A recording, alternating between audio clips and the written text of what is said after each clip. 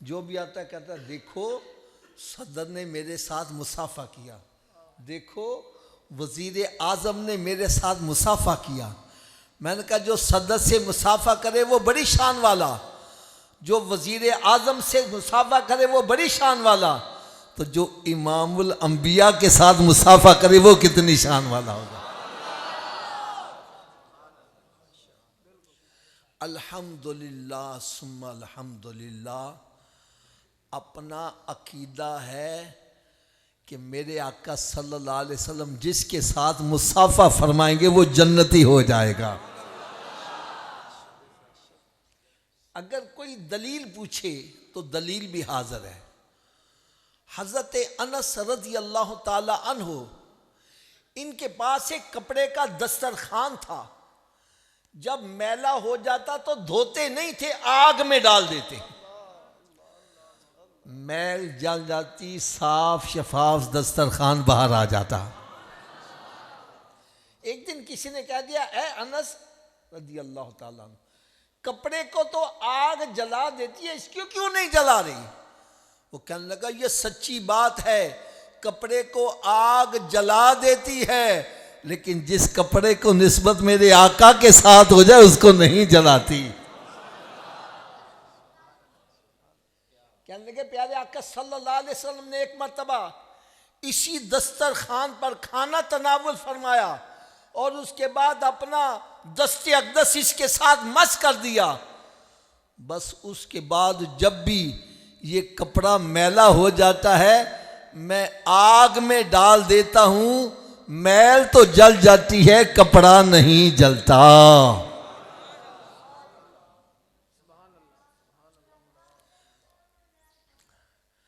अब मैं चंद इशारे करूंगा, चंद इशारे करूंगा, बड़ी तवज्जो से सुनना यार। जिस कपड़े के साथ मेरे आका सल्लल्लाहु अलैहि वसल्लम का दस्तक थोड़ी देर मस कर जाए उसको आग, थोड़ा सा ऊंची आवाज से बोलो यार, आप बोलोगे तो मुझे समझ आ जाएगी आपको मेरी बात समझ आ रही है। जिस कपड़े के साथ मेरे आका सल्लल्लाहु अलैहि वसल्लम का दस्तक थोड़ी देर लग जाए उसको आग, तो जिस माँ के शिकम में सरकार 9 माह तक जलवा फरोज, माँ की शान का आलम क्या होगा। और दूसरा इशारा भी सुनो, जिस कपड़े के साथ मेरे आका सल्लल्लाहु अलैहि वसल्लम का दस्ते अक़दस थोड़ी देर लग जाए उसको आग, तो जिनको सरकार ने अपने दामन में ले लिया उन अहले बैत अतहार का मकाम क्या होगा। अगला इशारा भी सुन लो, जिस कपड़े के साथ मेरे आका सल्लल्लाहु अलैहि वसल्लम का दस्ते अक़दस थोड़ी देर मस कर जाए उसको आग, थोड़ा सा ऊंची आवाज, उसको आग। यार इसी दस्ते अक़दस पर तो सब सहाबा इकराम ने बैत की है, उनका मकाम क्या होगा। सूरह फतह तीसरा रुकू, रब ताला ने इरशाद फरमाया लक़द रज़ियल्लाहु अनिल मोमिनीना इज़ युबाय्यूनका तहत शजरा, तहकीक अल्लाह ताला उन सब से राजी हो गया जिन्होंने दरख्त के नीचे बैठ के मेरे महबूब के हाथ पर बैत की है। यार जिनसे राजी रब हो रहा है तू नाराज क्यों हो रहा है। कुरान मजीद में ही इसी सूरह फतह पहले रुकू में रब ताला ने इरशाद फरमाया इन्नल्लज़ीना युबाय्यूनका इन्नमा युबाय्यूनल्लाह, जिन्होंने मेरे महबूब के हाथ पर बैत की ऐसा है जैसे उन्होंने रब के हाथ पर बैत की है।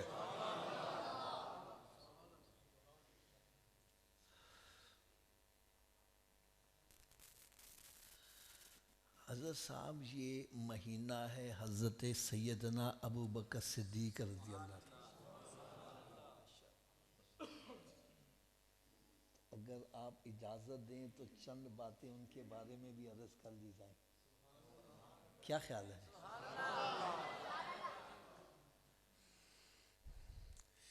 एक बंदे से मैंने पूछा, यार ये तुम घोड़े का बड़ा अदब करते हो, वजह क्या है? कहने लगा, जी आपको पता नहीं, सरकार सल्लल्लाहु अलैहि वसल्लम का नवासा हज़रत इमाम हुसैन रज़ी अल्लाह ताला अन्हु मैदान करबला में घोड़े पर सवार होकर तशरीफ़ ले गए थे। मैंने कहा अच्छा अच्छा अच्छा अच्छा। मैंने कहा जो आज घोड़ा है तुम्हारे पास, इस पे तो मेरे हुसैन का बैठना साबित, ऊंची बोल दो यार, साबित। कहने लगा बात तो आपकी ठीक है। मैं कहा इसका अदब क्यों करते हो? कहने लगा जो उसकी नस्ल में से तो चला आ रहा है, इसलिए हम अदब करते हैं। मैंने कहा जिस घोड़े पर सरकार का नवासा बैठ जाए उसकी नस्ल का भी अदब करते हो, या जिनके कंधों पर उनका नाना बैठा है वो सिद्दीक का अदब क्यों नहीं करते?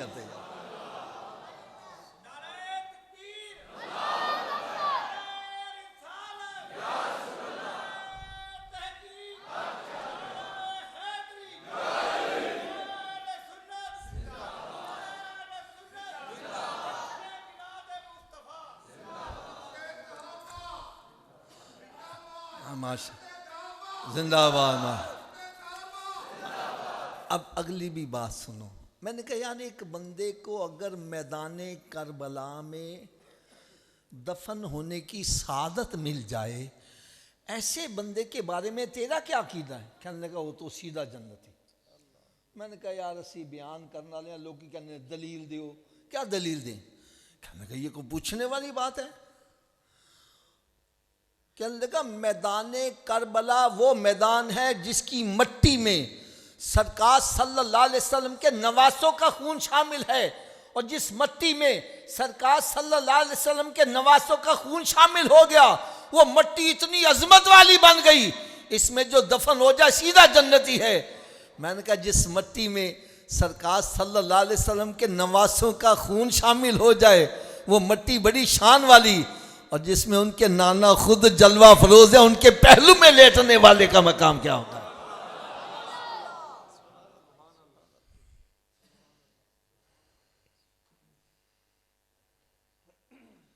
और एक बात आपको बड़ी प्यारी बतलाऊं, बड़ी प्यारी बतलाऊं। हज़रत सैयदना सिद्दीक़ अकबर रज़ी अल्लाह ताला अन्हु वो हस्ती हैं कि जब आपके विसाल शरीफ का वक्त आया तो आपने साथियों को इकट्ठा करके वसीयत फरमाई। फरमाया जब मेरा इंतकाल हो जाए मुझे गुस्ल भी देना, कफन भी पहनाना, नमाज जनाजा भी पढ़ना, और फिर मेरी चारपाई को सरकार सल्लल्लाहु अलैहि वसल्लम के रोज़े अक़दस के सामने जाके रख देना। फिर दरूदो सलाम पढ़ के अर्ज़ करना, या रसूल अल्लाह सल्लल्लाहु अलैहि वसल्लम आपका दोस्त सिद्दीक आया है। कौन आया है? अगर सरकार सल्लल्लाहु अलैहि वसल्लम दरवाज़ा खोल दें तो मुझे सरकार सल्लल्लाहु अलैहि वसल्लम के पहलू में दफन कर देना, और अगर दरवाज़ा ना खुले तो मुझे जन्नतुल बकी में दफन कर देना। अच्छा मैंने एक बात कर दी है, आपने इस पर तवज्जो नहीं दी यार। अगर तवज्जो दी होती यकीन जानो खुदा की कसम आपका ईमान बड़ा ताज़ा हो जाता। वो बात क्या थी? किसी सहाबी ने एतराज़ नहीं किया, सिद्दीक तुम क्या कह रहे हो, सरकार सल्लल्लाहु अलैहि वसल्लम को पर्दा फरमा इतना अरसा हो गया, वो तो मनो मट्टी के नीचे दफन है, दरवाजा कैसे खोलेंगे? किसी सहाबी ने एतराज नहीं किया। इससे पता चला हर सहाबी का अकीदा है हमारा नबी जिंदा है।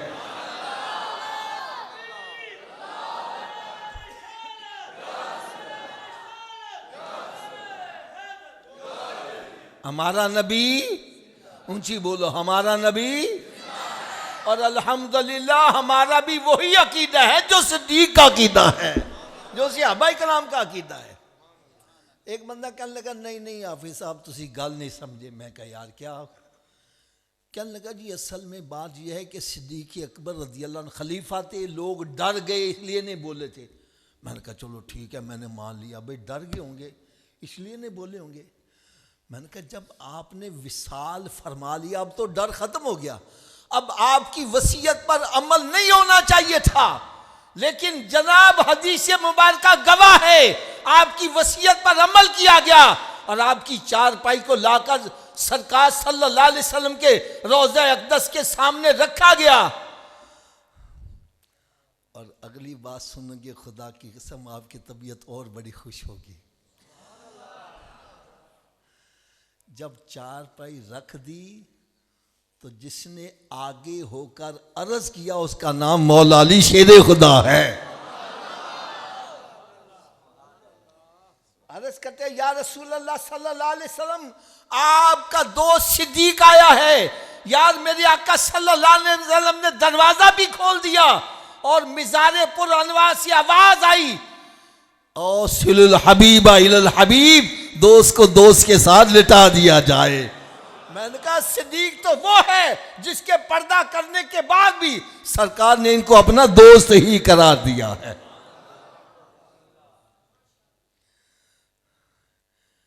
और आपसे अगर कोई पूछे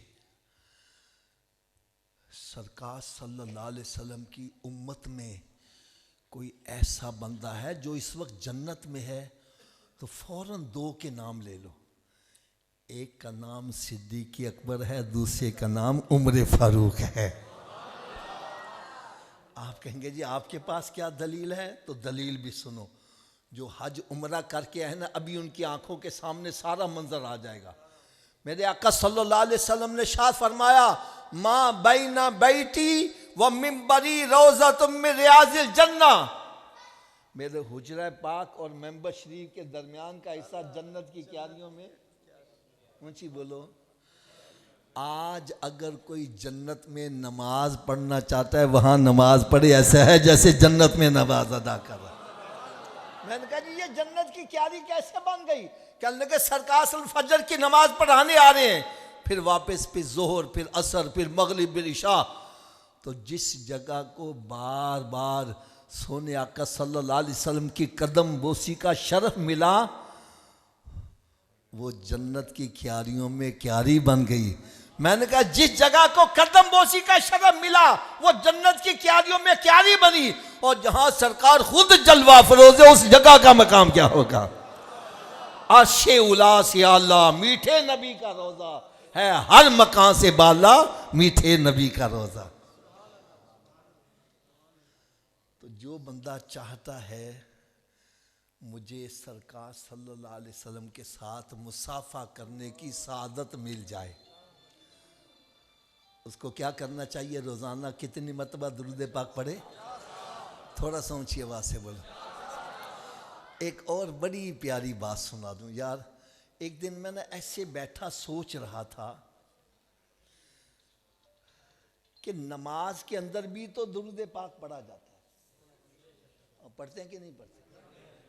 जब दुआ मांगते हैं दुआ के अव्वल आखिर भी दरूद पाक पढ़ते हैं, क्यों जी मुफ्ती साहब? और फिर अजान में, अकामत में, जहां मेरे आका सल्लल्लाहु अलैहि वसल्लम का नामे नामी आता है दरूद पाक पढ़ा जाता है। यार मेरी तबीयत इतना खुश हुई, इतना खुश हुई, मैंने देखा जो 5 नमाजें बाकायदगी से पढ़ता है वो 50 मरतबा दरूद पाक खुद ही पढ़ लेता है। इससे पता चला जहां 5 नमाजें पढ़ने वाले को और इनामो इकराम से नवाजा जाएगा, वहां एक इनाम यह भी मिलेगा कि मेरे आका सल्लल्लाहु अलैहि वसल्लम के साथ मुसाफा करने की सआदत भी हासिल कर लेगा। तो अल्लाह ताला से मैं दुआ करता हूँ, अल्लाह ताला हम सबको 5 नमाजें बाकायदगी से पढ़ने की तौफीक अता फरमा दे। ऊंची आमीन कह दो। मैं मिलाद कमेटी के तमाम अफराद को मुबारकबाद पेश करता हूँ जो हर साल सरकार सल्लल्लाहु अलैहि वसल्लम के मिलाद की महफिल सजाते हैं। अल्लाह ताला सबको जज़ाए खैर अता फरमाए। लेकिन मैं अब कुछ बातें अर्ज़ करूँगा, नाराज़ ना होना। ये उलमा इकराम मेरे सरों के ताज हैं, मैं इनको सबक सुनाने लगा हूँ और आप सब हज़रात को मैं एक खुली छुट्टी देने लगा हूँ। मेरी बात गलत लगे, भरे मजमे में खड़े होके कहो हाफिज़ साहब आप गलत कह रहे हो। मैं इंशाअल्लाह सब के सामने माज़रत भी करूँगा, अल्फाज भी वापस ले लूँगा। लेकिन अगर मेरी बात सच्ची लगे फिर अमल होना चाहिए कि नहीं होना चाहिए? नहीं, थोड़ा सा ऊँची आवाज़ से बोलो। देखो यार, गल बिल्कुल आसान सी है। मैं गलत हूँ, मेरी इस्लाह कर दो, और अगर मैं सही कह रहा हूँ तो हम सारे अपनी इस्लाह कर लें। यार हमारी महफिल में आने का मकसद है कोई? हज़रत साहब मैं आपसे पूछता हूँ, एक बंदा मस्जिद बनाता है, इसके पीछे भी एक मकसद है कि नहीं है? घर बनाता है, इसके पीछे भी, ऊंची बोलो, शादी करता है, इसके पीछे भी, कारोबार करता है, इसके पीछे भी। तो महफिल में आने का क्या मकसद है?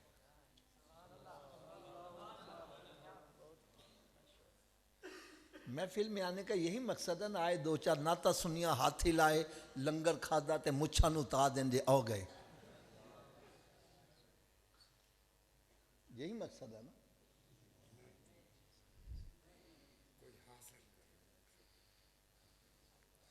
आओ यार, आज मैं आपको ना महफिल में आने का मकसद बतलाऊं। जब हमारे पेश नजर मकसद ही लंगर है तो लंगर मिल जाएगा, खा के चले गए। और अगर सही मकसद सामने होगा तो फिर जाओ, यहां से उठ के जाओगे, हर बंदा गिरेबान में झांक कर देखेगा मैंने मकसद भी पूरा किया कि नहीं किया। तो वैसे मकसद का पता होना चाहिए कि नहीं होना चाहिए? आओ आज मैं आपको ना महफिल मिलाद का मकसद बनाऊं। और मैं एक दुख वाली बात कह रहा हूँ, वल्लाह आलम मुझे नहीं पता ये कितनी सालाना महफिल है, समझो 5 साल या 10 साल या 20 साल हो गए। 20 सालों के अंदर हमने क्या सीखा है?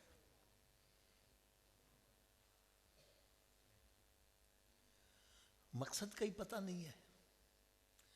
आओ आज मैं आपको महफिल में आने का मकसद बतलाऊं।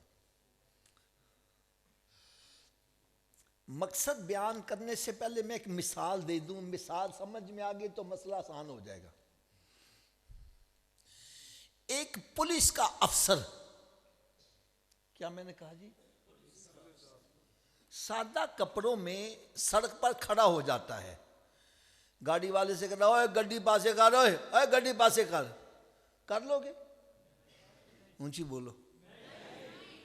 अब वही घर जाता है, वर्दी पहन के आ जाता है।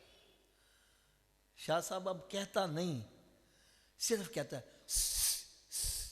बंदा कहना शाह जी होने के पासे कर लेना। ऐसा ही है ना जी? मेरी बात समझ आ रही है ना? तो थोड़ा सा ऊंची आवाज से बोलोगे मुझे सुकून होगा, आपको मेरी बात समझ आ रही है। मेरा सवाल ये, बंदा तो वही है, पहले कहे पर असल नहीं हो रहा था, अभी इशारे से काम हो रहा है। वजह क्या है?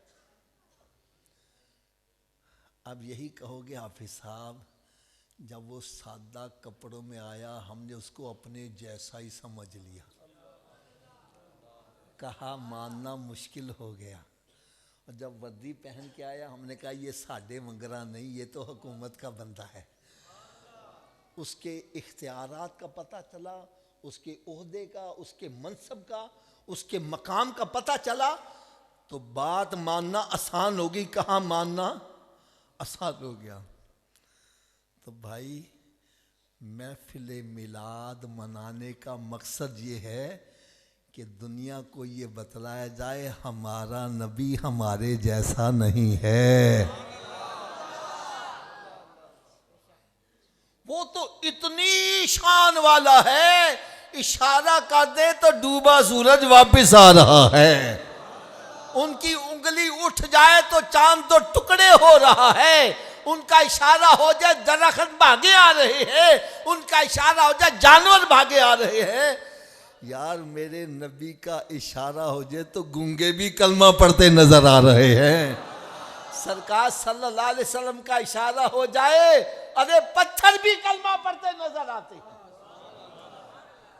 नारा तकबीर, नारा रिसालत, नारा हैदरी, सरकार की आमद, सोने की आमद, मदनी की आमद, आका की आमद, नारा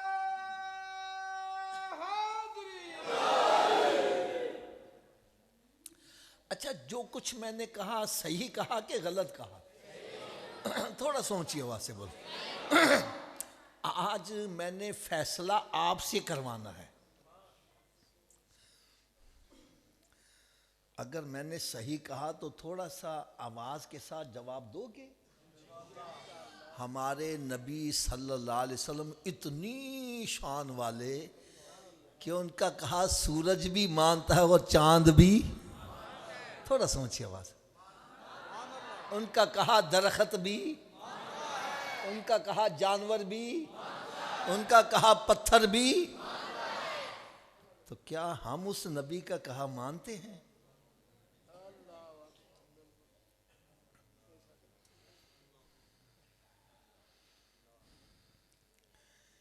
या जिस नबी का कहा पत्थर मान रहा है, तू उम्मती होकर नबी का कहा नहीं मान रहा?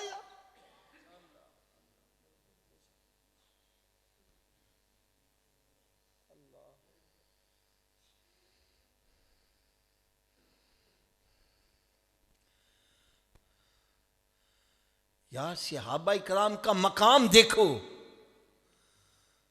शाह साहब एक बड़ा जबरदस्त नुक्ता बयान करने लगा हूं। अल्लाह करे मेरा बात ये दिल पे चोट कर जाए, हम सबका रुख मदीने शरीफ की तरफ हो जाए।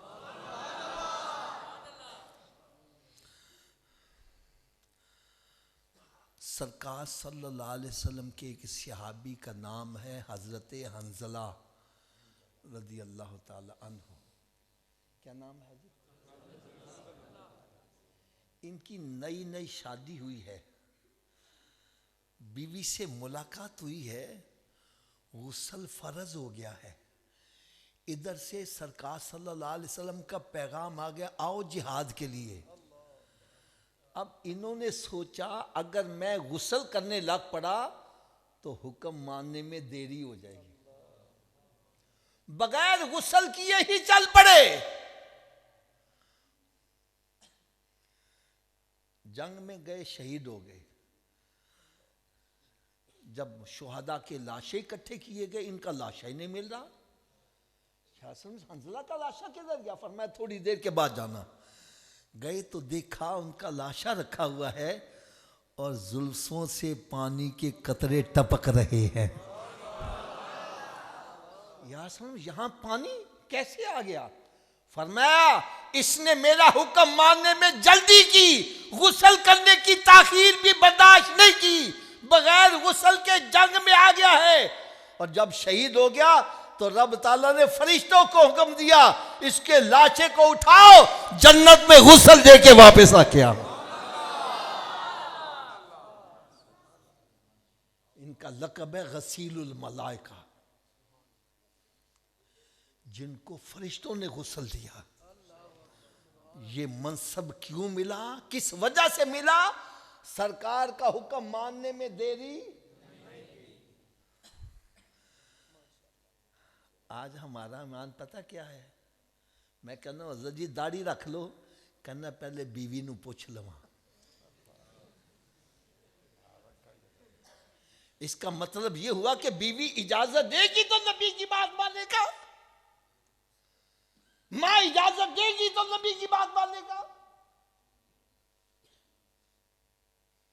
और सहाबा इकराम का तो यह अकीदा था, वो कहते थे हमने बीवी की वो बात माननी है जिसकी सरकार इजाजत देंगे, हमने मां की वो बात माननी है जिसकी सरकार इजाजत देंगे। आज जैसे कहने हैं जे बीवी मनेगी तो फिर सरदार की गल मननी है, वरना नहीं मननी।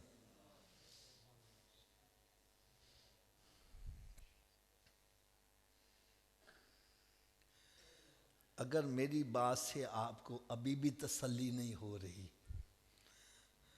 एक और मिसाल दे दूं।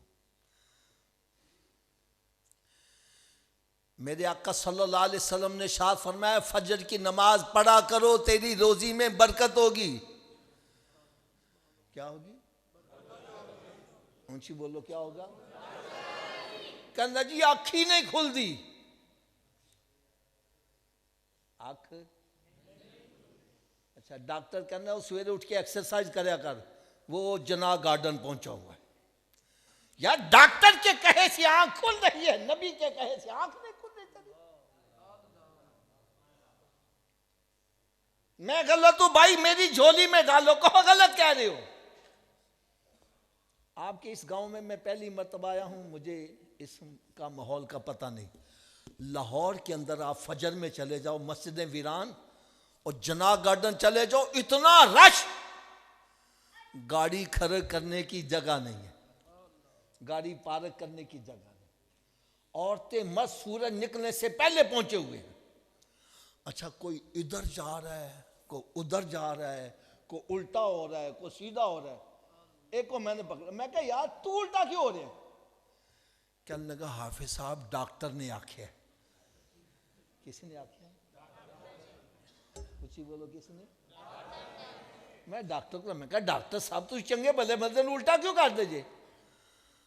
मैंने कहने लगे हाफिज साहब तुसी मसीत बना दे जे, पानी की टैंकी उत्ते रख दो, थले रख दो। मैंने कहा जी उत्ते रखने। कहना क्यों? मैंने कहा पानी ऊपर से नीचे लाना आसान है, नीचे से ऊपर ले जाना मुश्किल है। कहने लगा बस फिर समझ लो, ये दिल खून की टैंकी है। कौन सी है जी? इसके लिए खून नीचे पहुंचाना आसान है, ऊपर दिमाग तक पहुंचाना मुश्किल है। जब हम बंदे को उल्टा करते हैं दिमाग नीचे हो जाता है, दिल ऊपर होता है, और ब्लड सर्कुलेशन दिमाग को होती है, बंदा फ्रेश हो जाता है। मैंने कहा अच्छा इसलिए उल्टा करते हो? कहना हाँ इसलिए उल्टा करते हैं। फिर कहना हाफिज जी की सच्ची गल भी दस दिया। मैं क्या जरूर दस।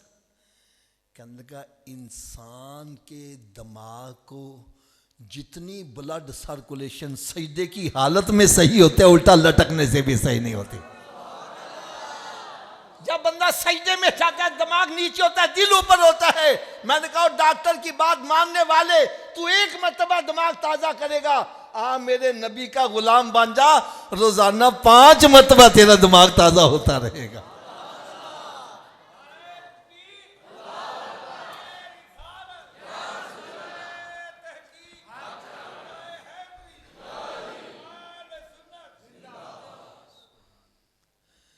यार मेरी दुआ है अल्लाह ताला हर मुसलमान को बीमारियों से महफूज रखे।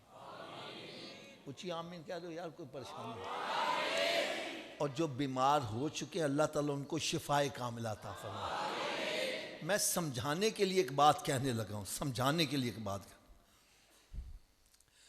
हजरत साहब एक बंदा बीमार हो जाता है, डॉक्टर के पास जाता है, डॉक्टर चेकअप करके कहता है सूफी साहब तुसी छोटा गोश्त खाना छड़ दियो, शाह जी तुसी वड्डा गोश्त खाना छड़ दियो, तुसी हजरत जी नमक खाना छड़ दियो, तुसी हजरत जी मिठा खाना छड़ दियो। यार मस्जिद में बैठे हो सच्ची गल करना, छड़ देने कि नहीं छड़ देंगे? ऊंची बोलो जरा। अच्छा तार चो कोई दसेगा छोटा गोश्त हलाल है कि हराम है? ऊंची बोल दो यार।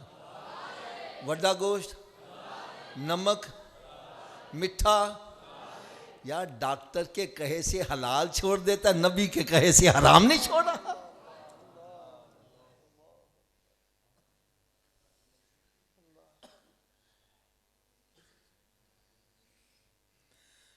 डॉक्टर के कहे से अपनी मनपसंद चीज मिठाई छोड़ देता है, अरे नबी के कहे से शराब नहीं छोड़ा, जिना नहीं छोड़ा,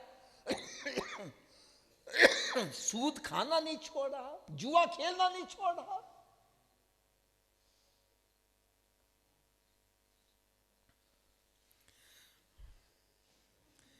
एक हजरत साहब मेरा दोस्त था, मिठाई बड़ी खाता था, डब्बा रखो थोड़ी देर के बाद फिनिश। एक मतलब उसने मिठाई खाना छोड़, मैं कहा यार उन्हें खांदा हो? कहने लगा हाफिज साहब डॉक्टर ने मना कर देता है। मैं कहा छोड़ डॉक्टर को, खाया कर तू। मैं कहने लगा हाफिज जी डॉक्टर मेरा खैर खा है, डॉक्टर मेरा, कुछ ही बोल दो, डॉक्टर मेरा। मैंने कहा मेरे आका से बड़ा खैर खा कोई हो सकता है?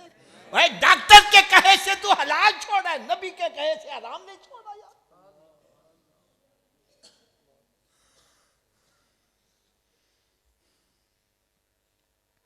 मेरी बात ये कान खोल के सुन लो, उलमाए किराम के कदमों पे हाथ रख के कहने लगा हूं, अरे डॉक्टर की बात ना मानी तेरी सेहत खराब हो सकती है, नबी का कहा ना माना तेरा ईमान खराब हो सकता है।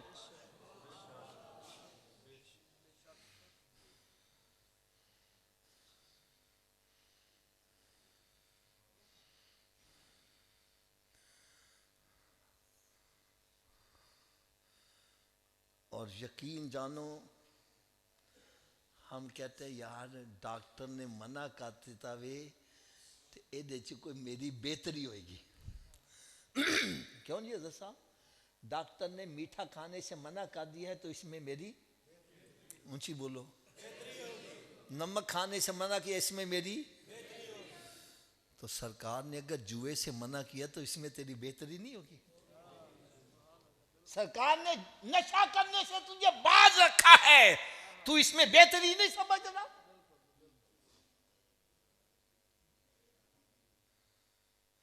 अरे डॉक्टर की बात ना मानी तेरी सेहत खराब हो जाएगी, नबी का ना कहा माना दुनिया और आखिरत बर्बाद ना कहीं हो जाए तेरी।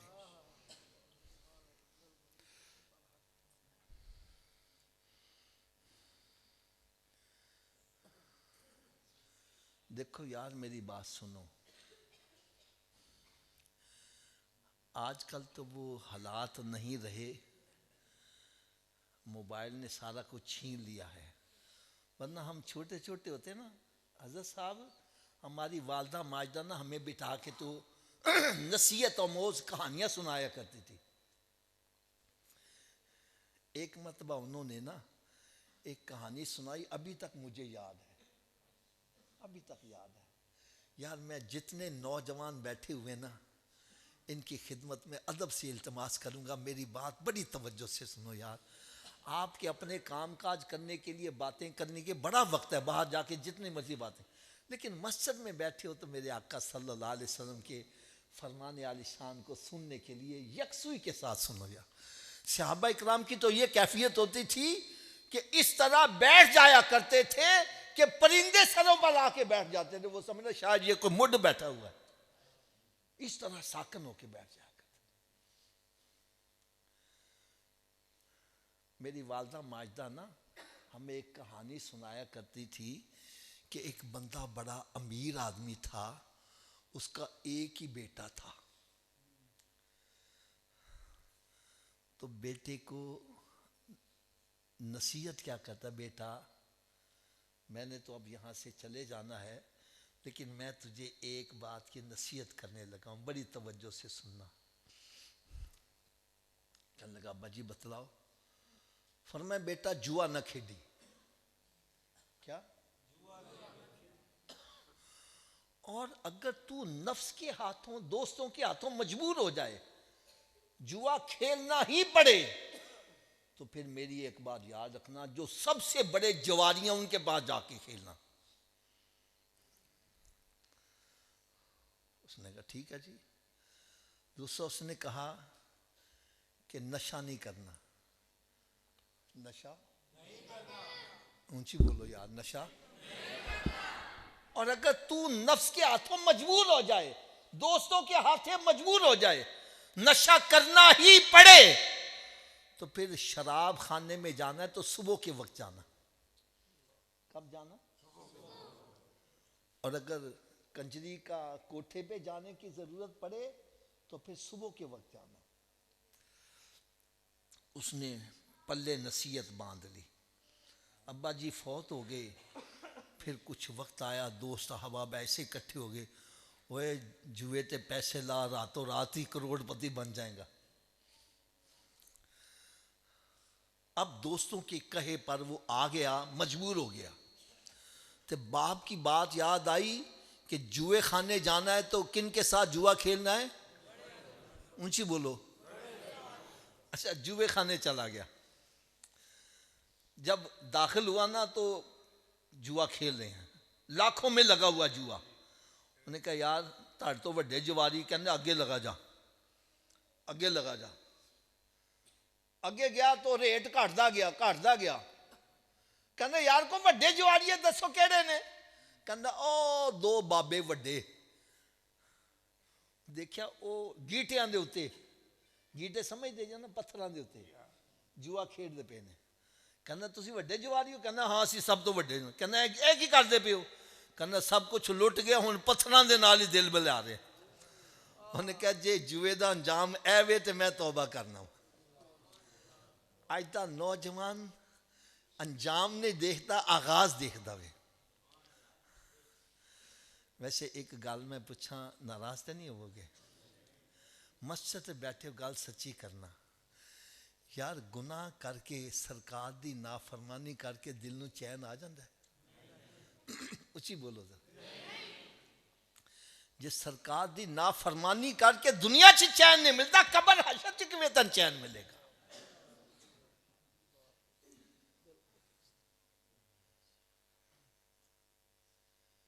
मेरे आका सल्लल्लाहु अलैहि वसल्लम ने जिस चीज तो मना करदा समझो ओदे च करोड़ा हिकमतां ने। हाले भी समझ नहीं लगी। एक और बड़ी आसान जी मिसाल दे दिया। जिथे जुआ खेडते ने अंजाम लड़ाई फसाद होंदा कि नहीं होंदा? उची बोलो। गोलियां भी चलदियां ने ते बंदे भी फड्डर होंदे ने। हजरत जी मैं सही कह रही हूँ? तो खुदा दे बंदो, तू नबी दी नाफरमानी करके तेन दुनिया च चैन मिल जाए, किवें मिल सकता है?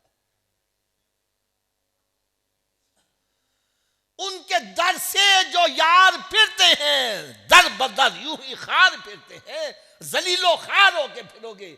अगर सरकार दा दम छड़ दीता, सरकार दे दर नूं छड़ के किसी और पासे तुड़े, तबाह बर्बाद हो जाओगे।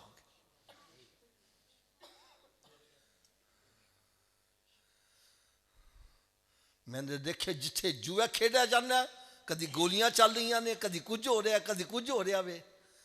तो मसीते आ जाओ, मुंह लटकिया आया वे, परेशान हाले, सुता पिया उठा वे, अखा मलदा आया वे, आन के वजू करके नमाज पढ़ दवे। जो बाहर निकलदा वे दिल नूं सुकून आ जाता, चेहरे ते नूर भी आ जाता वे। ऐ जे काम सही, तू किस पासे लगा है? फिर दोस्तों ने उन्हें घेरिया, और चल शराब पिए, और चल पाउडर पिए, नशा करिए। अब्बा जी गल याद आई कि किदों जाना मैं शराब खाने? उचू बोलो। जो सुबह गया देखा किसी का मुँह कुत्ता चटदा पिया वे, किसी का मुँह नाली च पिया आया वे, किसी का मुँह कुर्सी के थले बड़िया आया वे। कहना जी ए शराब पींदा जान में तो मैं तौबा कर।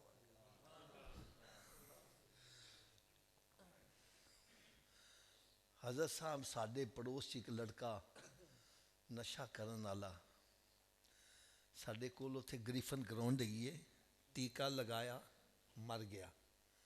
घरदियां नूं पता नहीं, हजरत साहब कुत्ते उहदी लाश नोच नोच के खांदे रहे।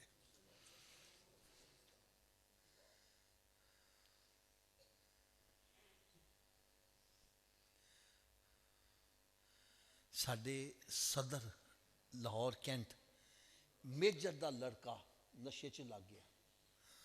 मेजर साहब ने उसका खर्चा पानी बंद करता कि ये बंद हो जाएगा। जो नशे ने ज्यादा तंग किया, हथौड़ा फड़ के मां बाप के बैडरूम च वड़ गया, मां के सिर ते हथौड़ा मारिया, वो मर गई। प्यो के सिर ते मारिया, प्यो की अख निकल के दीवार न लग गई। अरे जिस नशे के पीछे तू लगा आया मैं, ये नशे का अंजाम कभी देखिया की होया? नशा करना जे ते ओ नशा करो जेड़ा बिलाले हबशी ने कीता वे। जिदा अंजाम की होया वे बड़े बड़े सरदार थले खड़े ने और बिलाल हबश नु खाने काबे दी छत ते चढ़ा दिता है। बिलाल आज तो अजान पढ़े थे। इस नशे ने किथे पहुंचाया? फरमाया बिलाल कयामत के रोज सबसे पहले जन्नत का दरवाजा मेरे लिए खुलेगा, लेकिन मुझसे पहले भी जो जन्नत में दाखिल होगा उसका नाम बिलाल हबशी होगा। चलो मैं गल अगली मुकम्मल कर लवा। फिर किसी ने ज़हन बनाया कि यार कंजरी के कोठे पे चलते हैं गाना सुनने के लिए। अब्बा जी की गल याद आई कि किदों जाना है वो थे। जो सुबह के टाइम गया देखा वो कंजरी जिस पर लोग नोट फेंक रहे थे वो डैन बनी हुई है, चेहरा उड़िया आया, बाल उड़े हुए, बुरा हाल थे। कहने ऐसे वैसे लोग मारते पेशी। मैं तौबा करना, मेरा नौजवान अंजाम नहीं देखता, आगाज देखता है। जुआ खेलने की आदत पड़ जाए फिर घरों की चोरी करके लाता है। एक लड़का मुझे अभी याद है, मैं मस्जिद में बैठा सही बात कर रहा हूँ, जुए में हार गया, बंदूक निकाल के बाप के सामने रख दी। अब्बा मैंने पैसे देने थे तेन उड़ा देंगा। यार बाप ने खुद पैसे खर्च करके बच्चे को जेल के अंदर करवाया।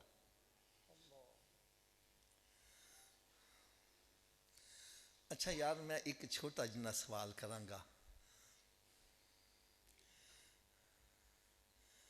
अगर डॉक्टर के कहे से हलाल छोड़ा जा सकता है तो नबी के कहे से हराम भी छोड़ना चाहिए कि नहीं छोड़ना चाहिए?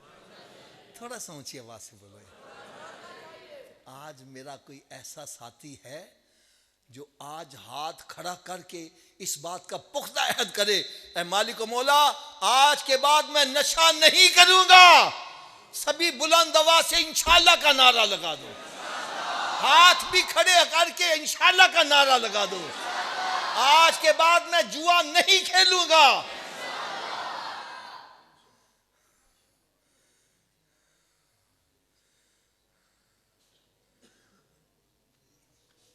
भाई मिलाद शरीफ मनाना है तो फिर असर भी होना चाहिए, असर भी होना चाहिए। अब मेरी बात सुनो, बड़ी तवज्जो से सुनना जरा। बंदा जितनी हेरा फेरी करता है, चोरियां डकैतियां करता है, ये औलाद के लिए करता है। किस लिए करता है? और दोस्तों को राजी करने के लिए जुआ खेलता है, शराबें पीता है और कहने आसा ना शराब पियो हम मत घबरा।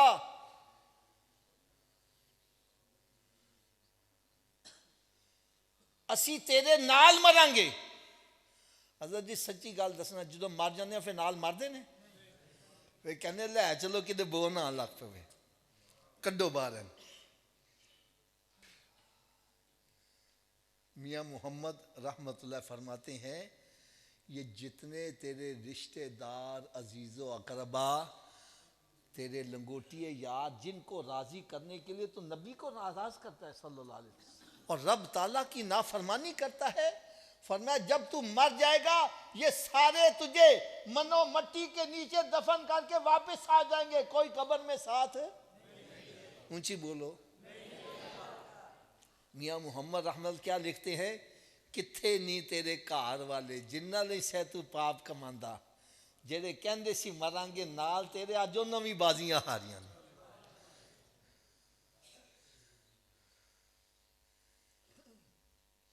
जितने भी रिश्तेदार अजीज और करबा दोस्त अहबाब सारे कब्र में दफन करके वापस आ जाएंगे, कोई कब्र में साथ? ऊंची बोलो जरा। यार मेरा जी चाहता है एक छोटी सी चोट और लगाई जाए। हजरत साहब एक बंदा तंदुरुस्त है, क्या है? रात को लेटता है, करवट बदलता है, सुबह हो जाती है, रात के गुजरने का पता ऊंची बोलो पता। लेकिन अल्लाह ना करे इसके दाढ़ में दर्द हो जाए, गुर्दे में दर्द हो जाए, फिर रात किवें गुजरती है? गुजरने का नाम ही नहीं लेती। घड़ी की तरफ देख रहा है, एक एक सेकंड कई कई सालों का लग रहा है। ऐसा ही है ना जी। यार मेरे आप सब के सामने हाथ बंदे देखो, खुदा के लिए थोड़ी देर सोचो। अल्लाह ना करे अगर दुनिया में थोड़ी सी तकलीफ आ जाए, दुनिया की रात गुजारना मुश्किल हो जाए, अल्लाह ना करे अगर नबी की नाफरमानी की वजह से कब्र में अजाब आ गया, तो कब्र की रात कैसे गुजरेगी?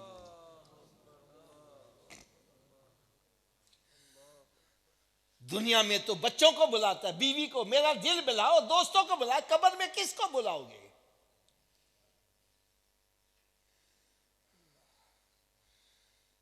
जिन दोस्तों को राजी करने के लिए तो रब को नाराज करता है। अरे ये दफन करके वापस आ जाएंगे।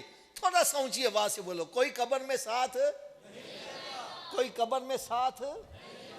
जब सारे वापस आ जाएंगे तो मेरे आका उस वक्त कब्र में तशरीफ लाएंगे।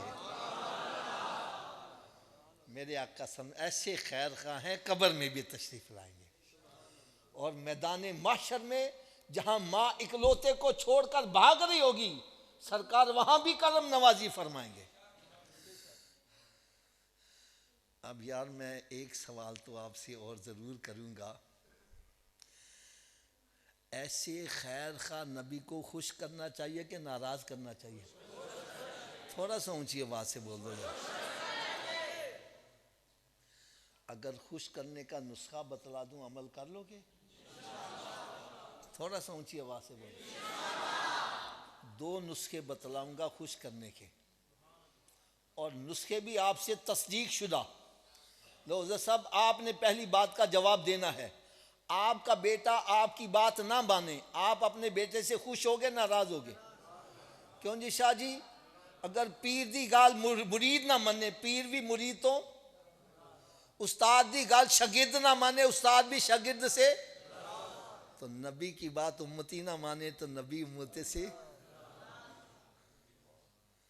तो सरकार की बात मानना शुरू कर दो, सरकार राजी हो जाएंगे। मैंने जो आया मुबारका तिलावत की है, सूरह हशर 28वां पारा, पहला उसका रुकू है सूरह हशर का।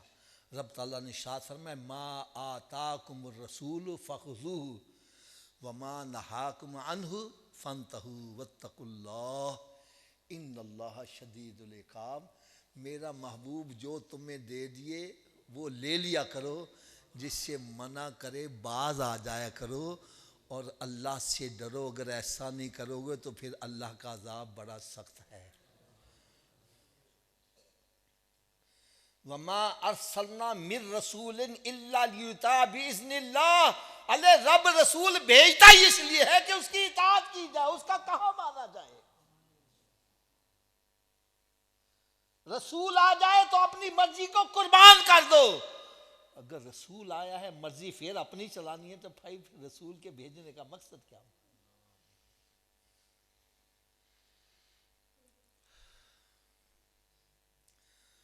तो सरकार का कहा मानो, नबी पाक जिससे मना कर दिया उससे बाज आ जाओ।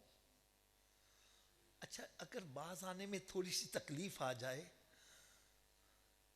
तो दुनिया में थोड़ी सी तकलीफ उठाकर जन्नत की हमेशा सुकून मिल जाए। सौदा महंगा है कि सस्ता है? तो फिर सस्ता सौदा करो। चंद रोजा जिंदगी में मनमानी करके फिर आखिरत की जिंदगी, हमेशा वाली जिंदगी बर्बाद करके बैठो, ये नुकसान वाला सौदा है।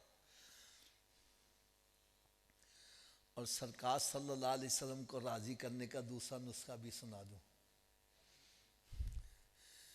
मेरे आका सल्लल्लाहु अलैहि वसल्लम ने शाद फरमाया, नमाज मेरी आंखों की ठंडक है। हजरत साहब, मैंने हदीस गलत तो नहीं पढ़ी? नमाज मेरी आंखों की, ऊंची बोलो। इस हदीस का मतलब क्या है? लो आज मतलब भी बतला दूं। मेरे आका सल्लल्लाहु अलैहि वसल्लम इरशाद फरमा रहे हैं, ऐ मेरे उम्मती, जब मैं तुझे नमाज पढ़ते देखता हूं तो मेरी आंखें ठंडी हो जाती हैं। फरमाया, जब मैं तुझे नमाज पढ़ते देखता हूं तो मेरी आंखें, ऊंची बोलो। लोग साहब तुसी दसना, आप रात के पिछले पहर उठो, आपका बेटा जाए नमाज बिछा के नमाज पढ़ रहा हो, आपकी आंखें कितनी ठंडी होंगी? अगर आपकी ठंडी होंगी तो मेरे आका की कितनी ठंडी होती होंगी? तो थोड़ा सा ऊंची आवाज से बोलोगे? जब हम नमाज पढ़ते हैं तो सरकार की आंखें ऊंची, सरकार की आंखें। और जब हम नमाज नहीं पढ़ते, रोज़ा नहीं रखते, शराब पीते हैं, जिना करते हैं, जुआ खेलते हैं, माँ बाप की नाफरमानी करते हैं, चोरियां डकैतियां करते हैं, क्या सरकार की आंखें फिर भी ठंडी होती हैं? ए देखो यार मेरे हाथ बंधे हुए, खुदा के लिए जिस नबी का मिलाद मनाते हो आंखें भी उन्हीं की ठंडी करो। ये ना हो मिलाद तो सरकार का मना रहा है और आंखें ठंडी शैतान की कर रहा है।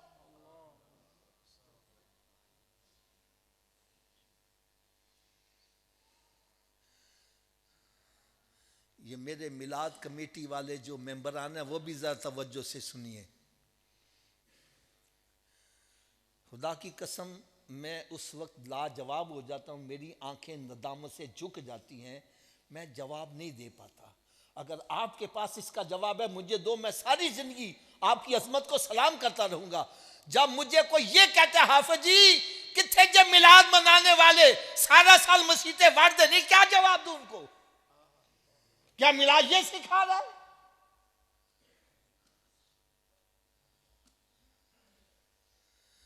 बारहवीं सालाना महफिल करवा रहा है, अभी तक दाढ़ी मुंडा रहे है, अभी तक बेनमाजी है, अभी तक चोरी की बिजली इस्तेमाल कर रहा है, अभी तक जुआ खेल रहा है।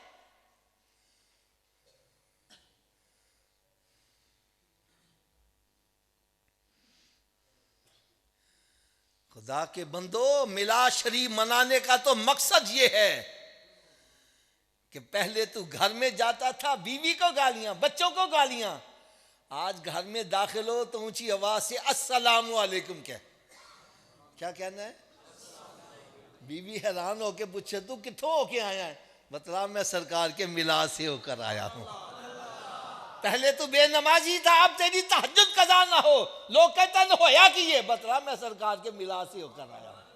पहले तो झूठ बोलता था, गालियां निकालता था, बेहयाई की बातें करता था, गंदी गंदी पोस्टें भेजता था, जुआ खेलता था, शराब पीता था, नशा करता था।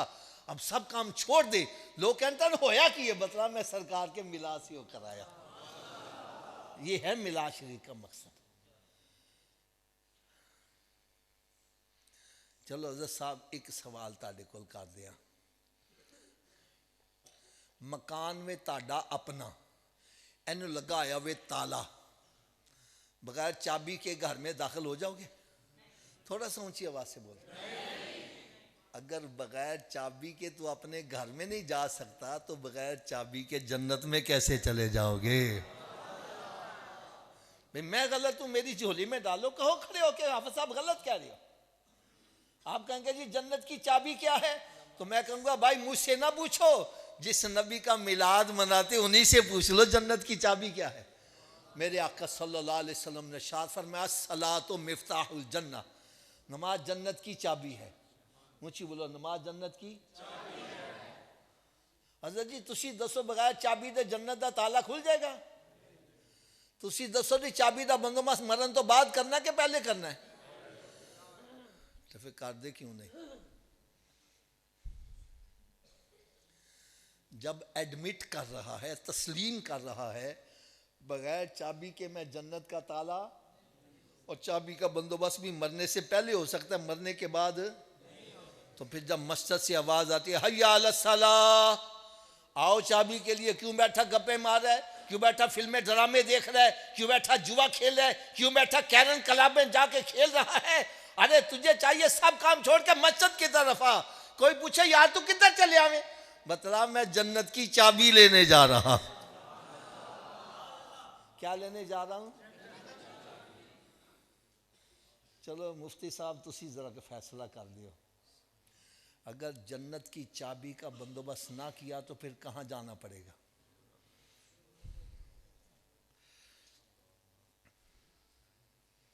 आज यार फैसला करके जाओ, हमने कहां जाना है? थोड़ा सा ऊंची आवाज से जवाब दोगे? दोज़ख की आग बर्दाश्त हो जाएगी? थोड़ा सा ऊंची आवाज से। अगर नहीं कर सकते तो फिर दोजख से बचने के लिए जन्नत का बंदोबस्त। चलो हज़रत जी तुसी दस दियो, क्या हर चाबी हर ताले को लग जाती है? इसकी क्या वजह है?